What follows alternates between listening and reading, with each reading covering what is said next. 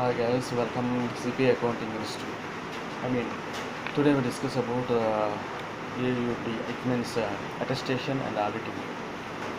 Okay, AUD CPA exam study. What are the tips? Is the selection format structure? What of the topics will be covered today? We discuss. The AUD, it means attestation and auditing section for the CPA exam focuses on the examination of the entity, financial statements, compliance, and process. The section evaluates the candidate's understanding of the proper auditing processes, gathering evidence, fundamental principles, and internal controls. Many candidates feel their AUD CPA exams closely related to FAR because there are some overlap in the gap reporting requirements tested on both exams. Although there is some overlap, I wouldn't say it's significant enough to base your entire CPA exam schedule on this one. Let's take a look on what's the exam and how it's graded and who it's easiest and hardest for, and how to pass the audit section and become a certified public accountant. If you are going to see this one, first question will be how long is the audit CPA exam? Audit CPA exam is 4 hours exam, but you don't have to use all of time allocated. There is also an individual time restraints on each individual testlet. Sorry. And are the topic areas and concept tested, professional responsibilities, standards, and fundamental principles. 50% to 25% consists of going over accepted conduct requirement for documentation, internal control, the nature, scope, and engagements, and communication with other parties. Assessing a risk and development plan process, 25% to 30%. Covering topics like how to analyze different environments, preparing for an for an engagement, learning about the entity in question, and identifying the risk value associated with the misstatements. If you are going to see odd AUD CPA exam format and structure, the odd exams begin with two multiple choice questions, testlets containing 36 multiple choice questions each. The first testlet in always moderate or medium difficulty to gauge your understanding of the topics. The second testlet changes depending on your performance in the first testlet. If you perform well, the second testlet will move from moderate to more difficult questions. If you perform poorly, it will move to easier questions. After both MCQ sections are finished, there will be third testlet compromise of two task-based simulations. After this section, you will be allowed to take an option 50 minutes break that doesn't count against the 4 hours time frame. Lastly, we will have two more testlets containing three task-based simulations each. So, art exam based, section based, if you are going to see comparison between 2016 CPA exam, 2017 CPA exam, art exam, if you see multiple choice questions in 2016 is given 90, 2017 it's 17%, and task based simulation 7 2016, and 2017 is 8%. Written communication is 0, and 2017 also CPA exam 0. Coming to section format, testlet 1, 36 multiple choice questions. You have to complete in 60 minutes. Suggested time. Testlet 2, 36 choice questions, 60 minutes. Testlet 3, 2 task based simulation, 30 minutes. Testlet 4, the 3 task based simulation, 45 minutes. Testlet 5, 3 task based simulations, 45 minutes. Art CPA questions within each testlet don't have to be answered in order. However, that our testlet must be given in the order stated above. Coming to multiple choice questions, the multiple choice questions are divided into two testlets. Each testlet contains 36 questions, making a total of 72 each questions, value depending on the difficulty, with the most difficult questions having the most valuable thus. So, do hard work more. It's much better to get more difficult questions in the second testlet because you need to get less of from the right in order to pass the exam. One correctly answered and difficult questions is worth more than several corrected answer and each questions. Coming to 60 of the 72 multiple choices question and are operational, while the remaining 12 are the pre-test. This means 12 of the questions are the simply because the AICPA is testing whether they should include them on the future exams. They don't count against you. AUD CPA you tip once an MCQ testlet is submitted. This can't be reopened or reviewed. Make sure you review your questions answer before you submit each testlet. After submitted, it's gone. Task based simulations.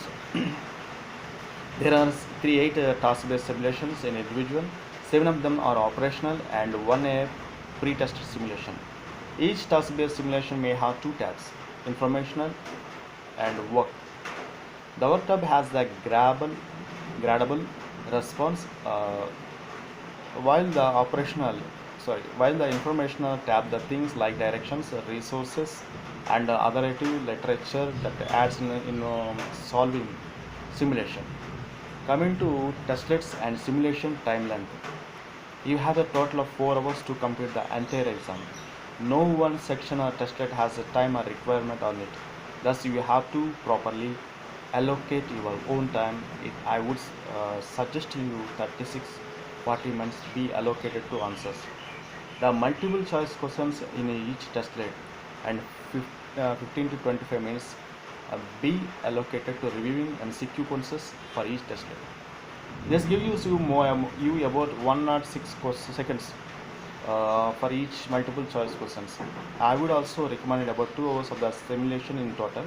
A simulation commonly calls for candidates to complete up 7 audit engagement tasks using information provided.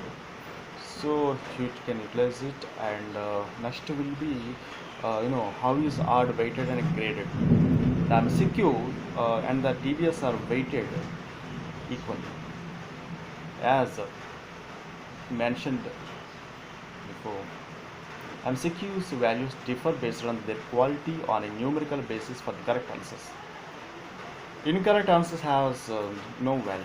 It is speculated that a partial credit can be awarded for TBS if it is non-research.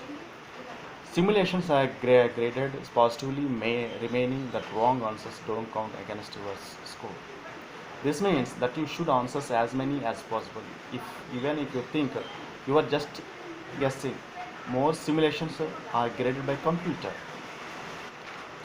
US CPA exam study tips were see memorize everything. Just test involves so much rote memorization. It's not even funny. Use your review course and develop your own mnemonics to memorize the next two statistics. Memorize the audit opinion letter. That this isn't a suggestion.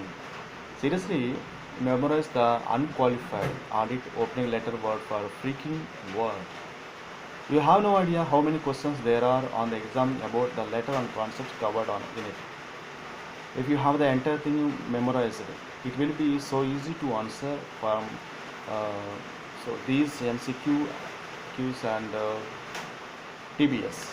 I wouldn't worry too much about the qualified opinion letters. Just make sure you are familiar with those. Know your internal control. There are many questions about internal controls on this exam.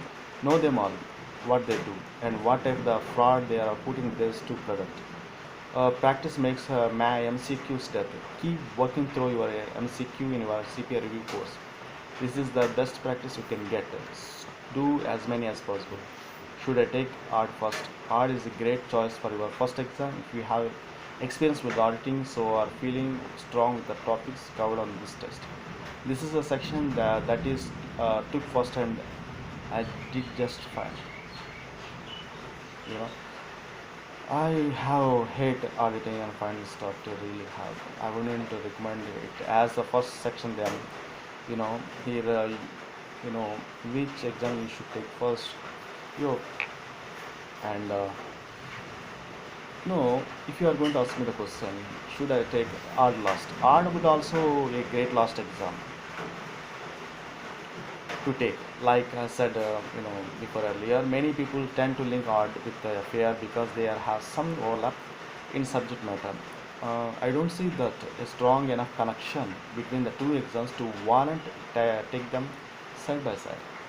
Personality, I think you are way better of taking exam based on your strengths or weakness rather than on exams.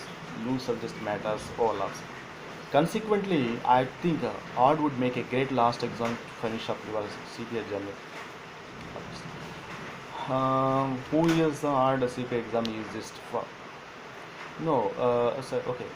The art tends to be easier for individuals who have the experience with auditing. So how to get experience? I recently took an auditing class. Okay, for instance, if you work an auditor, auditing was the last class you took in college. That the exam part might be fairly straightforward for you. People with a profession in auditing should be well acquainted with the most of material and ACPA profession stands. That will be their application and knowledge should help them be well prepared for the task-based simulations. Keep in mind that this is an academic test. Now, however, this is a big difference between what is on the exam and what you may be used to in the real world. Too many auditors go into the exam thinking they are going too well because they do for they do this for a living. This is a theoretical and academic test, not a real life job. So this is about for what I gathered the matter. So you can do it and all the best. Subscribe. I need a subscribe.